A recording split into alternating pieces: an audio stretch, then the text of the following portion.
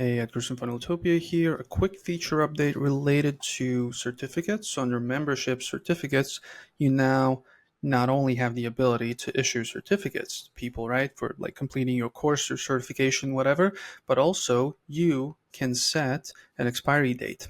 So we have certificate templates here. Obviously, if you go in, you can go edit, right, the custom fields, all that stuff. This was covered in a previous video. But if you want to set an expiry date to an existing template, click on the three dots right next to the certificate template, set expiry. You can pick 1, 2, 3, 4, 5 years. By default, there's no expiry, but let's say we can set it to 1 year, right? Set expiry date. And also issued certificates, if they've been issued to an individual, you can click on here. You can obviously revoke access, and you can set an expiry here.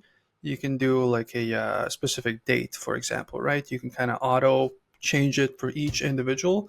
And also another thing, if that's another feature update, if not if, but when they receive a certificate in their email and they click on, view certificate, right? They can not only see it, but also download it over here, download certificate, and also it shows the expiry date, right? If it's, let's say it's like a 1 year certification, right? They only get that.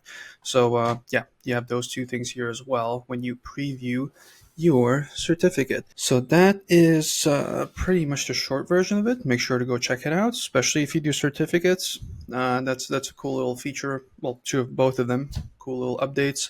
If you have any questions about this or anything else Funnetopia related, 24/7 chat support, let us know. We'll make sure to respond as quickly as possible. And also, schedule a VIP call if you're a VIP. Have more than a question or two, you can just schedule a call. That'll be quicker. But yeah, if you don't have any questions, then I'll see you in the next video. Bye.